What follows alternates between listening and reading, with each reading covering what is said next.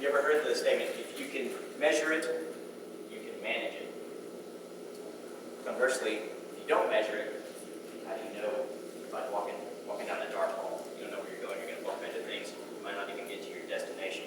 You may remember this commercial from IBM a couple years ago. If you were to stand at a road and the cars are whipping by, and all you could do is take a snapshot of the way the road looked 5 minutes ago, how would you know when to cross the road? 9 out of 10 organizations still make decisions this way every day, using outdated information. The organizations that are most competitive are going to be the ones that can make sense of what they learn as fast as they learn it. That's what I'm working on. I'm an IBMer. Let's build a smarter planet. Build smarter Toastmasters. When you're more competitive, you're more successful. So let's put some of these ideas into practice. When was your last snapshot taken? What do I mean by snapshot? Anybody have an idea using the context? Snapshot. Where do our members stand? How are they doing? Right? It's more, we want to go from the qualitative, how are you doing? Pretty good, you know, I think I'll complete my CC by the end of the year. I don't really know, that's qualitative. And we want to move into quantitative measurement. So we want to set a foundation for member progress. I'm going to get into this in more detail in the third and final section of this presentation. Over here. Okay, I'm going to try this. This was the last week or two. Except the font is a lot smaller. So make sense of what you learn as fast as you learn it. We want to record measurements at every instance. And I'm going to talk to you about what you can record, what you should record, what I like to record for my club so that we know what's going on. And we have our finger on the pulse of how we're doing all the time. And we never get behind, hopefully. The smart Toastmasters, what should we measure? If you have a free Toast account, you have an email, which is contact@domain.edu or whatever you choose. And whenever a guest comes and submits that form, they put their name, their email, their phone number, and a message, what they're interested in. And ideally, it goes to 3 people, and you can designate that in the admin control of the Toast website. Ideally, we get back to them in how long? How much time should pass between the time they contact you and you get back to them? What do you think? What's a good number? Just throw something out.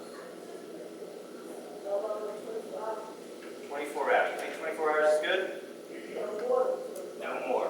Anybody know Jack Nicholson is? That's right. You've got 24 hours to get in touch with that individual.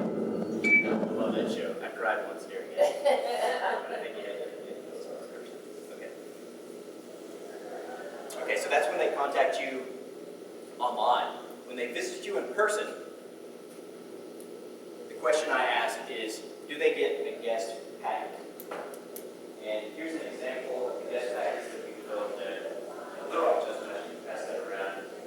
And it consists of 4 simple things. Okay? You've got a letter from the president. So if you're a president, write it. If you're not, tell your president to write a letter from the president. It's very personal, and I think it makes a good contact with that potential member.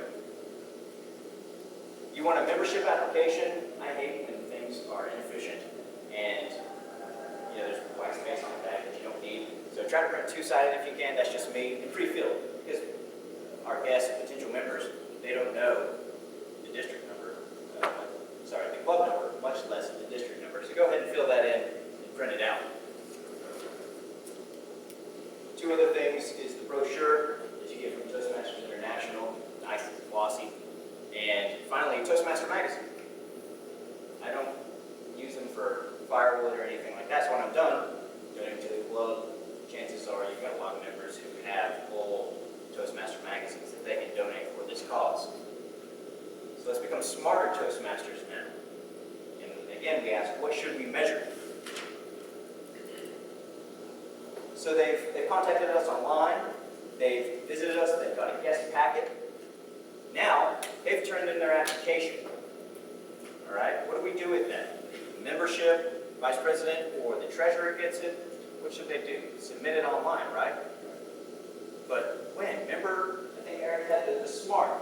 Specific, measurable, attainable, realistic, and timely. Timely. What is the goal that we should have for submitting the membership application online? Francine, you were spot on last time. What do you think it is? What is the goal? Yeah. Well, the time span. They shouldn't pass. No more than 24 hours. That's right. Jack's back.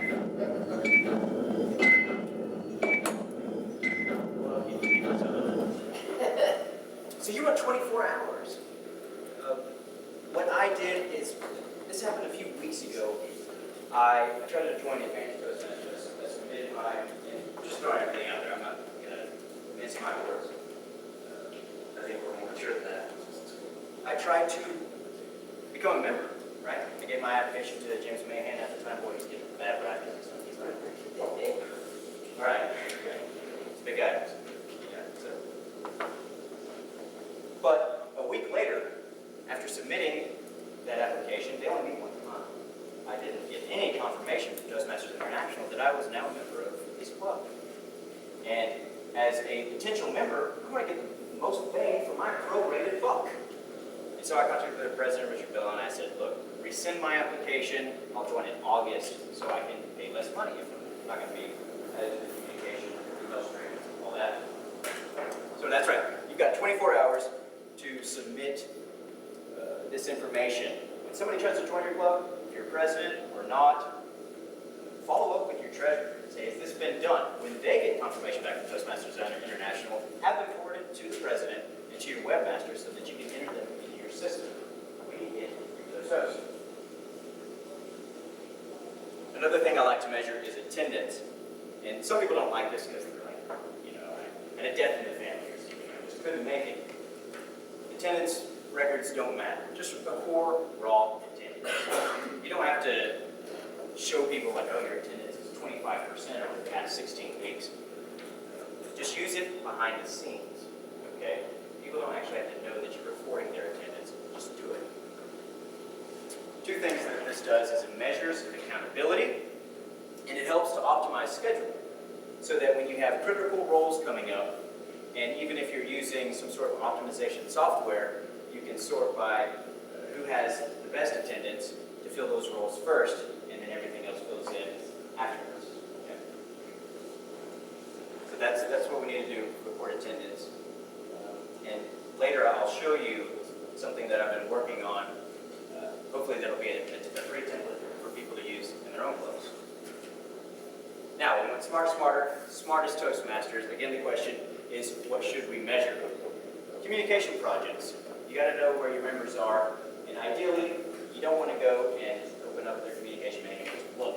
You want to have it on the tips of your fingers, okay? So that when you ask the question, how are you doing in your club, you know immediately without waiting a week like your club meets weekly.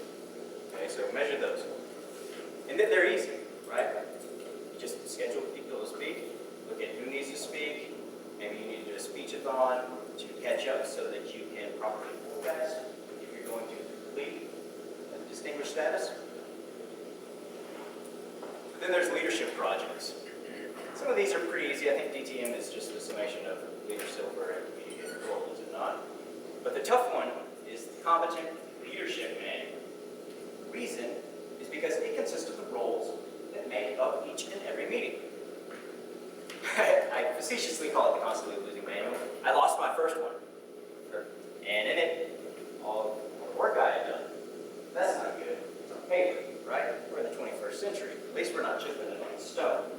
Okay? At a minimum, there's 10 projects, 21 roles. At a minimum, there's actually more that you can do. But some are only require like 2 or 3. If you're there, you look at the leadership manual. And there's 2 non-role projects. For instance, when your next member joins, the Vice President of Education can immediately assign one of your more veteran members to mentor them so they can complete project, what is this, 9? Okay? So that's an overview right there. The trouble is it becomes increasingly complex to forecast how well you're going to be doing. For instance, if I asked, how you doing? My trip good, right? Good, great. Toastmaster training on Saturday morning. Where else would you be? And when I might ask you tomorrow, how are you going to be doing? With a little bit less certainty, I'm still saying good. I say a month, 6 months from now, a year from now, how are you going to be doing? I have no idea, right? Qualitative. Quantitatively, how are we doing in our Distinguished Flow program? We want to increase our degree of confidence in how we answer that question. How do you build an agenda? I'd like some feedback. How do you build an agenda in your club, family? We use the template. Do you? Yeah. Oh, that's the nice one. Yeah, on the brand part of the website.